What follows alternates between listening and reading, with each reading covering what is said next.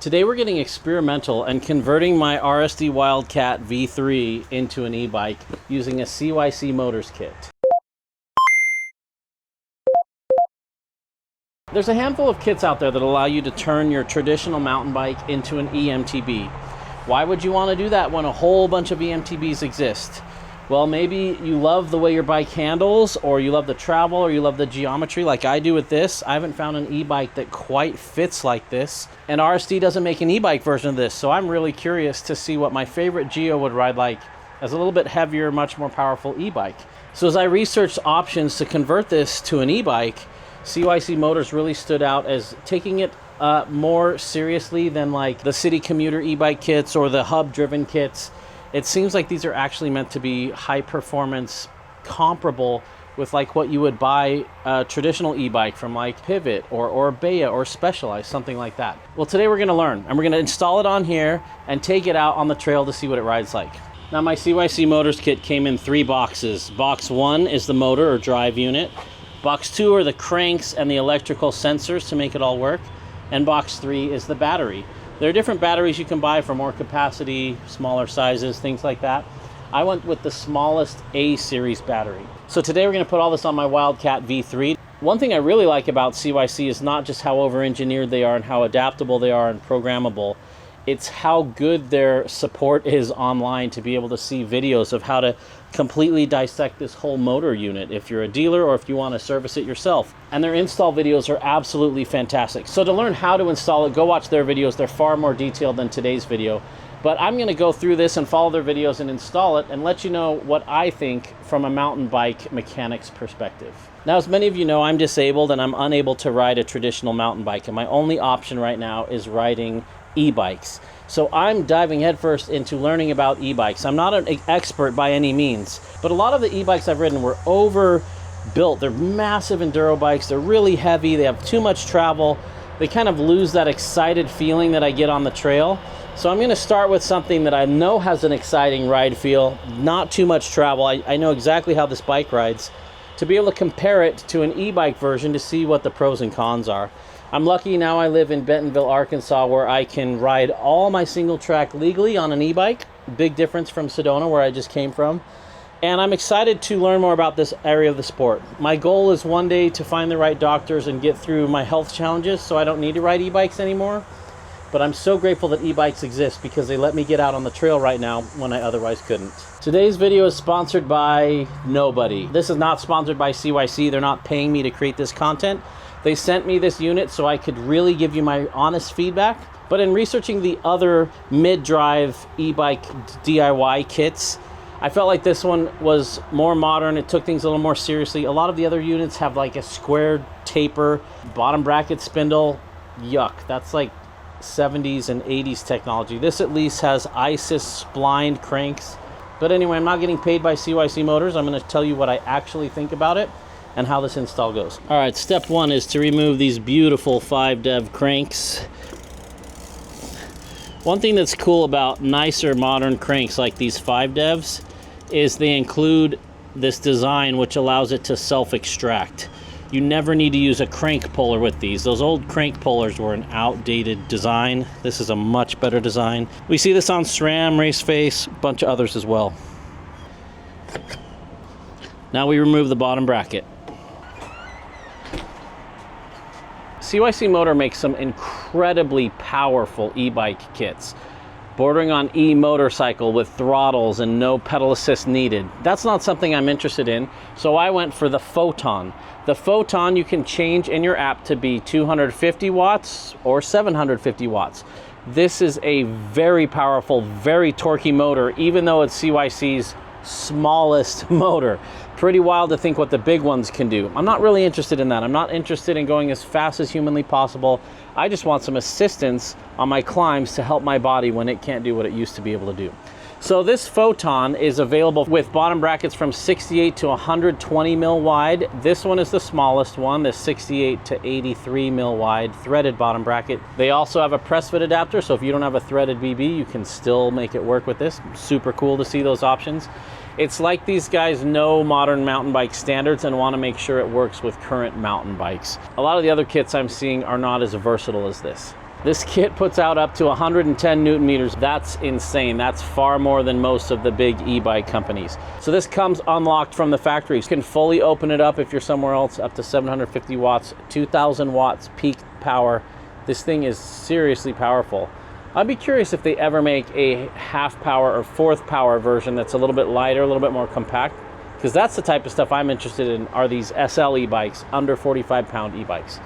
Anyway, this is pretty cool to see that it's got so many options. I always prefer having more options and I can shut it down than buying something totally restricted that I wish it had a couple more options. So being able to do firmware updates like that and change how the motor's reacting, changing power curves and all that is super appealing to me. All right, step one, we're gonna install the motor or the drive unit in the bottom bracket shell like this. Now, because I have ISCG tabs that hit this, I can't clock it very much. Some suspension designs that will have the shock up here will allow you to actually rotate the motor into the frame if you want.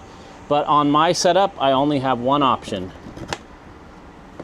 Maybe like 4 degrees to rotate. So I'm gonna slide it as far forward as possible. Wonder if that's gonna be a problem with getting over logs and bashing things. We'll see. If you were super crazy, like I've been known to be, you might clip that ISCG tab off so you can rotate it up a fair amount. I don't know if that actually get much clearance. All right, this is a really interesting design. I'm not sure I'm a huge fan of it. We'll see how it plays out over time. But this is kind of like a press fit bottom bracket adapter. So this threads into this.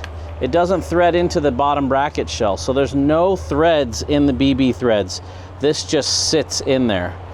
That worries me a little bit, but let's see what happens. Now they have to make these kits work with all kinds of different bikes, so you have to run some adapters. I've got a 73 mil bottom bracket shell on here. Once again, this kit is for 68 to 83, so I'm gonna run these spacers on here to space it out properly and install this non-drive side bottom bracket cup. And once again, it's threading into itself, into the motor, not into the shells. So far, everything's worked with standard tools.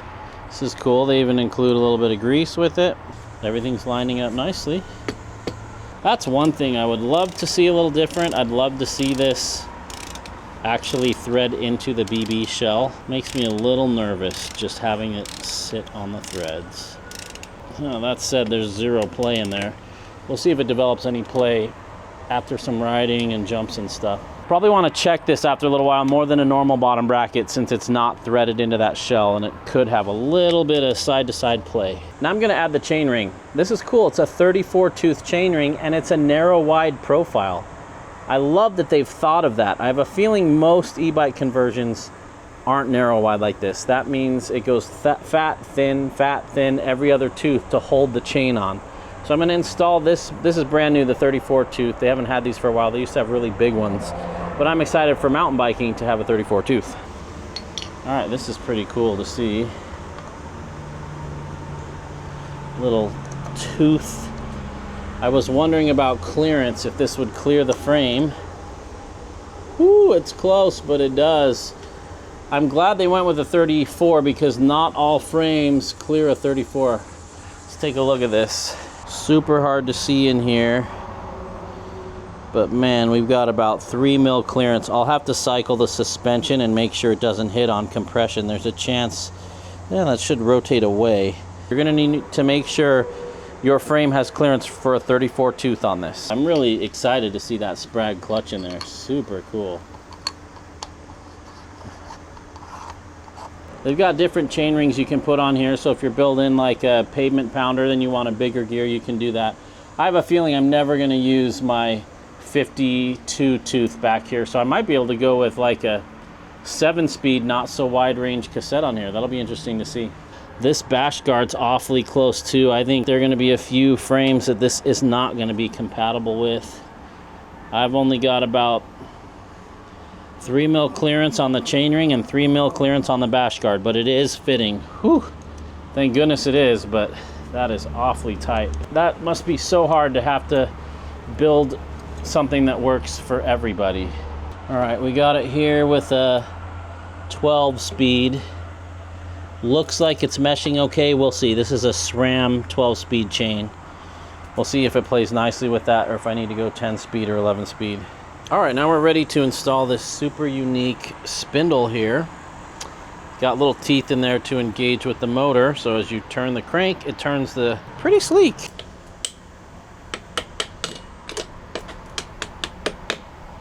This whole spindle, motor, bottom bracket thing has been super straightforward. Now we're gonna put the crank on. One thing you know we love on this channel are short cranks, and they go down to 165, which is impressive. We still see a lot of bike manufacturers that have been around forever putting 175 mil cranks on bikes. The trend is definitely shorter. These aren't as short as the 165 devs I had on here, but 165 is great, and I'm so excited to see that on here. Now this uses a ISIS spline, which is far better than a square taper like we see on a lot of other kits. But what I don't love is when you take this bolt out, the crank arm's still stuck on there and you have to thread a tool in and it presses itself off. I'm not a fan of that. And when I worked in the bike shop for years, from time to time that would pull the threads out of the cranks. Hope it's not an issue here. I greased the spindle real good. That's one thing I'd love to see even better, is if it was more like the SRAM Race Face 5 Dev, where backing out that bolt will self-extract the crank off the spindle. That'd be really cool to see, but still I'm quite impressed with this kit. If I need to pull this off or retweak anything or retension or double check, I'm gonna have to use a crank puller to pull those crank arms off. Bit of a bummer, but it is what it is. All right, now we got the cranks installed. This is so cool having that Sprag clutch in there. I don't know why I think it's so neat, but I do. Really fast engagement. So if you have a fast engagement hub like I've got on these Spinergies, there's not going to be a lot of slop in the drivetrain like a lot of others. I'm impressed by that. I'd love to see them make a 32 tooth if possible and a smaller bash guard, because I know there are going to be some frames out there that aren't going to quite clear this. Okay, so now we've got the drive unit on. Now it's time to mount the battery and connect everything. So this is the CYC A series battery. This is the A52 battery. And it'll fit in here, I think. It'll be really close, but it'll still fit in there. And that's where I would want it for weight distribution. I actually don't necessarily think everything has to be as low as humanly possible on bikes. But then I lose my water bottle. So I'm not sure if I'd rather mount it down here. I gotta make sure it'll clear my wheel. Oh, that might be a problem. I'm probably gonna have to mount it in there and lose a water bottle mount. Interesting. So I'm gonna pull this off. They've got some cool ways to mount this. You can hose clamp it, you can run it through the water bottle bolts, you can run big fat zip ties on here. You gotta make sure that when your fork completely compresses, the tire's not gonna rub. And on this size medium, I'm gonna have to run it inside the frame. Bummer, that means I lose my water bottle. I wish they made a half capacity one too for like an SL, so that you could use the benefits of the motor without needing the huge capacity and keep your bike a little lighter. I wonder if they'll ever come out with that. All right, this battery's a tight fit. I'm glad I went with the smaller one.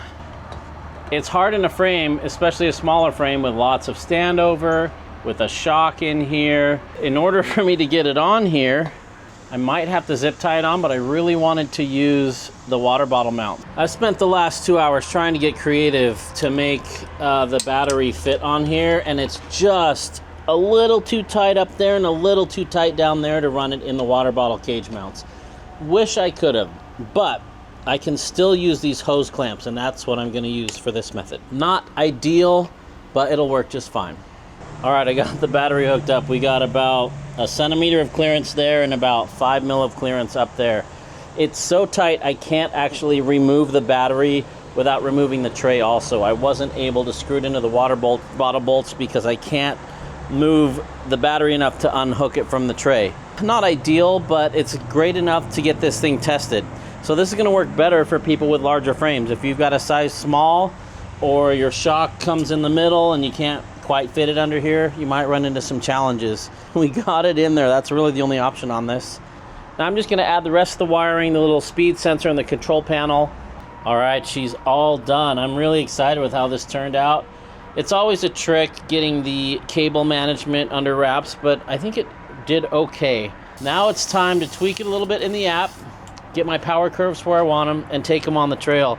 Install was good, except the battery was tight and I had to use the hose clamps. Not crazy about that, I was worried the zip ties wouldn't hold it securely enough, but the hose clamps hold it securely. Cable management looks good. I like the minimalist control panel there. Man, I like simple. I would even like it if it just stuck to here and I didn't have any wires on my handlebars at all, and I could just like push a button from here and control it. But I'm probably the only person on the planet that wants that. Here's the weight difference before and after. Yeah, let's go take it on the trail now.